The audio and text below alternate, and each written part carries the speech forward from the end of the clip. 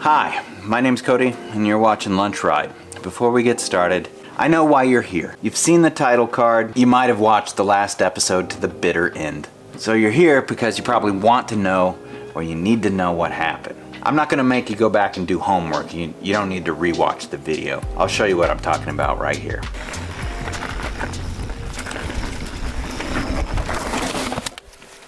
Slid off and hit this tree. Scratch there. Scratch there.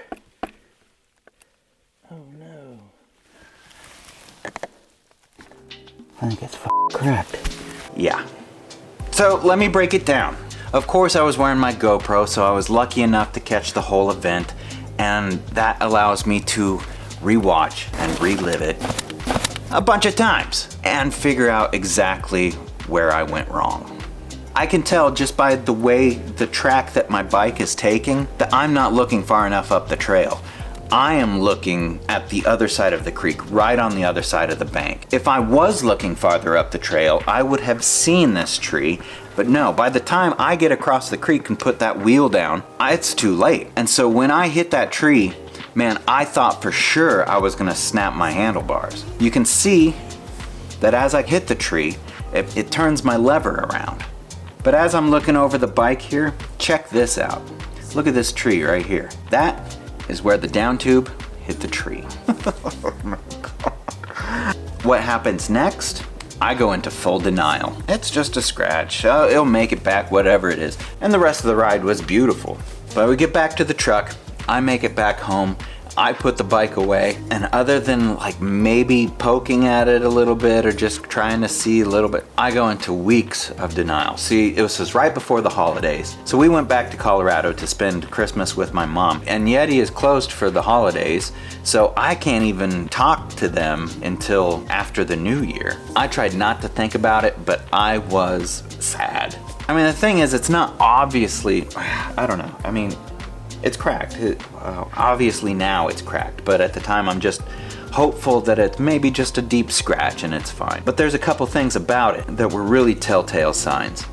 I mean, it's not like I see jagged stuff and splinters, but when carbon fiber cracks, all those fibers are laid in mesh, and when it cracks, those fibers pop open and they don't really sit back together. So there's a little bit of a pooch, a little bit of a raised area around where that impact was. But what was really telltale is I'll take a screwdriver and I take the flat of it and press it up against the frame where there was no damage, you know, as a control, and press firmly, not like really jab it in there, but just set it up against there and press firmly. What you would expect to happen is exactly what happened. Nothing. So then I take that same pressure and I apply it right on the scratch, on the damaged area. And you listen really closely, and you can hear a little fibers popping, which means the crack is getting larger. There's some movement. So like full-on panic sets in at this point, because this bike is less than a month old, you know, maybe 5 weeks. I have less than 50 miles logged on this bike. Now let me state clearly, for the record, let's make no bones about it. This is a crash. This is my fault. This is not a manufacturer defect. I had to pay for a crash replacement, but they took care of me. It's not the full retail, a discounted retail price of the front triangle, not the whole frame. So if it's a crash, usually the manufacturer just needs like photographic evidence. If they don't ask for the frame back, if they don't ask for the warranted piece to be returned, what they will ask for is a field destroy. Yeah. You have to destroy the frame you made a claim on and provide proof. Now this is always so much more fun when it's another person's bike. When it was my bike, it hurt my heart a little bit to do this. But I did take a little bit of solace in knowing that my coworker Theron had to do the same thing with his warranted Salsa just a day before. Now, you don't have to destroy the frame, you just have to make it so it's unrideable or cannot be mistaken as a rideable frame. You know, some people smash them with hammers, some people cut the head tubes off and maybe collect them.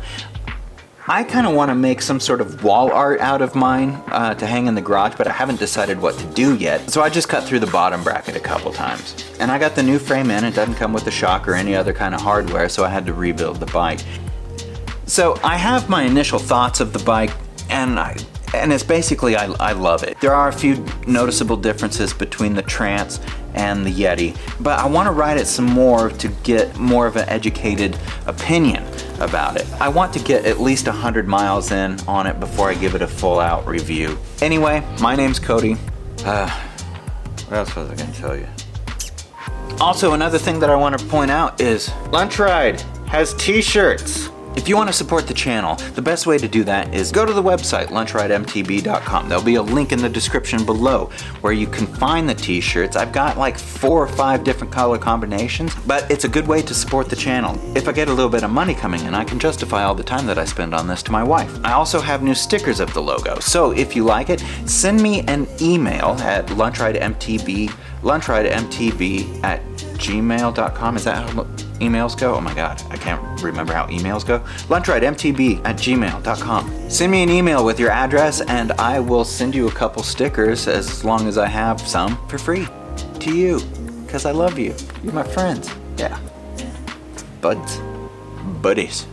Hey buddy. Anyway, my name's Cody and you're watching Lunch Ride. If you liked the video, if you thought it was helpful, hit like, subscribe, share with your friends. Until next time, do it Peter McKinnon.